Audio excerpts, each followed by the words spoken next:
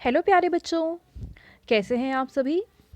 I hope आप सभी बहुत अच्छे होंगे। बच्चों, इस वीडियो में हम डिस्कस करेंगे मिशन बुनियाद की मैथ्स की वर्कशीट जो कि डे 11 एंड 12 यानी 11वें और 12वें दिन की वर्कशीट है। टॉपिक है संख्याओं से खेल। तो बच्चों, पहले प्रश्न में हमसे कहा हुआ है दिए गए बिंदुओं की संख्याओं को बढ़ते क्रम में मिलाएं। तो क्या करना है हमें हमें इन सभी संख्याओं को बढ़ते हुए क्रम में एक दूसरे से मिला देना है। जैसे कि 2 से बड़ी संख्या है 4, 4 से बड़ी संख्या है 6, 6 से बड़ी संख्या है 8, 8 से बड़ी संख्या बच्चों क्या है 10, 10 के बाद है 13 क्योंकि 11 और 12 नहीं है, ठीक है। फिर 13 के बाद आ जाएगा 15, 15 को हम मिला देंगे 17 से, फिर 17 को हम मिलाएंगे 20 से, 20 के बाद आ जाएगा 25, 25 के बाद 28, 28 के बाद अगली जो इससे बड़ी संख्या है वो है 35 और 35 से बड़ी संख्या दे रखी है बच्चों 50। तो इस तरीके से इन सभी संख्याओं को हम एक दूसरे के साथ मिला देंगे। तो पहला प्रश्न तो हमारा हल हो गया। चलो आगे देखते हैं। दूसरे प्रश्न में हमसे कहा है कि हर बॉक्स की सबसे बड़ी संख्या पर गोला लगाएं। तो 5, 8, 12, 17, 3 इन सभी में से सबसे बड़ी संख्या कौन सी है बच्चों? वो संख्या है संख्या 17। अगले में देखते हैं तो 14, 18, 22, 15, 4 इनमें से सबसे बड़ी संख्या है बच्चों 22, ठीक है। अगले में है 9, 17, 7, 23 और 38। तो इनमें से सबसे बड़ी संख्या कौन सी है बच्चों? वो है 38। और इसके बाद हमें संख्या दे रखा है 49, 18, 17, 35 और 27। तो इनमें से सबसे बड़ी संख्या कौन सी है बच्चों? 49, ठीक है। तो दूसरा प्रश्न भी हमारा हल हो गया। चलो आगे देखते हैं। तीसरे प्रश्न में हमसे कह रखा है कि चिन्हों को समझते हुए हल करें। तो देखो यहाँ पे चिन्ह कौन से हैं? ये वाले। इसका मतलब होता है जमा करना, जोड़ देना। और नीचे वाले प्रश्न में हमें ये वाला निशान दे रखा है, इसका मतलब है घटा करना, बड़ी संख्या में से छोटी संख्या को निकाल देना, ठीक है। तो चलो सबसे पहले हम जमा वाले सवाल हल करते हैं। और हमेशा जमा वाले सवाल जब हल करने होते हैं तो हम अपने राइट हैंड से शुरू करते हैं, मतलब यहाँ से शुरू करेंगे। 2 और 7 को जोड़ेंगे तो बच्चों कितना आ जाएगा? आप उंगली पर गिनकर मुझे बताएंगे। 2, पहले आप 2 उंगली खोलेंगे, उसके बाद आप 7 उंगली और खोलेंगे और फिर सभी उंगलियों को गिनेंगे तो ये आ जाएंगी 1, 2, 3, 4, 5, 6, 7, 8, 9। कितनी उंगली हो गई बच्चों? 9।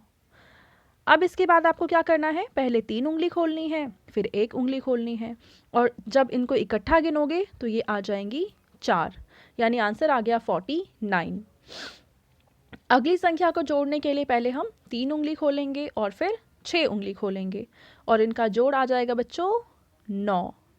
फिर आप 1 उंगली खोलेंगे और फिर 2 उंगली खोलेंगे और कुल उंगलियों को गिनेंगे तो आ जाएगा 3, ठीक है। तो यहाँ पे आ गया आंसर 39।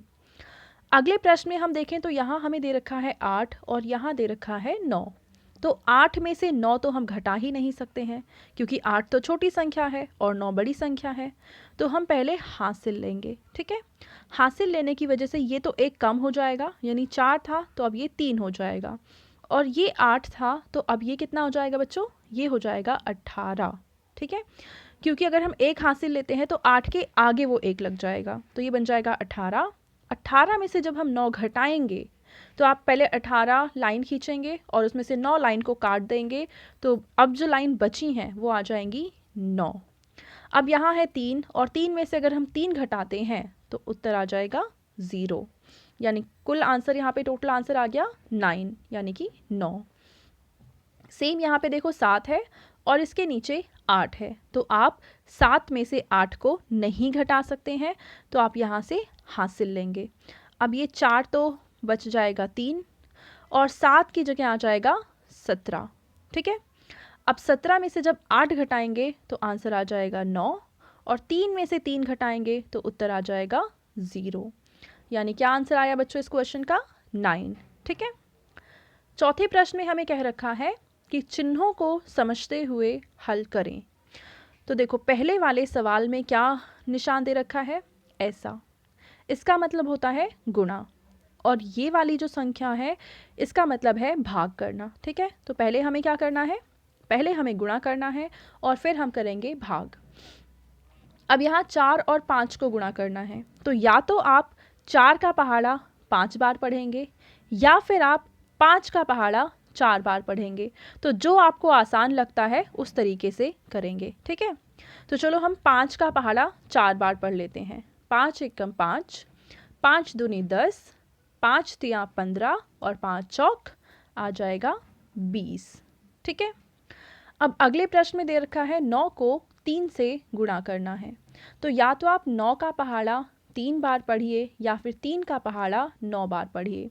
जो आपको आसान लगता है वो पहले करेंगे। ठीक है, अगर आपको 9 का पहाड़ा नहीं आता है तो आप 3 का पहाड़ा पढ़ लीजिए, और अगर आपका 9 का पहाड़ा आपको याद है तो आप 9 का पहाड़ा पढ़ सकते हैं। ठीक है, तो आ जाएगा 9 एकम 9, 9 दूनी 18 और 9 तिया 27। और अगर 9 का पहाड़ा नहीं आता है तो आप 3 का पहाड़ा पढ़ते हुए 9 तक जाएंगे और 3 निम 27 होता है। ठीक है, अब आते हैं हम अगले प्रश्न की तरफ जिसमें हमें भाग करना है। तो हमें 6 को 2 से भाग करना है। तो इसका मतलब है कि हम 2 का पहाड़ा तब तक पढ़ेंगे जब तक कि 6 ना आ जाए। तो 2 एकम 2, 2 दूनी 4, 2 तिया 6। तो 2 तिया 6 होता है, तो ऐसे लिखेंगे। अब 6 में से 6 घटाएंगे, उत्तर आ जाएगा 0। तो ये भाग का सवाल हल हो गया। अगले में हमें क्या करना है? 8 को 4 से भाग करना है। तो इसका मतलब 4 का पहाड़ा हम तब तक पढ़ेंगे जब तक कि 8 ना आ जाए। तो 4 एकम 4, 4 दूनी 8।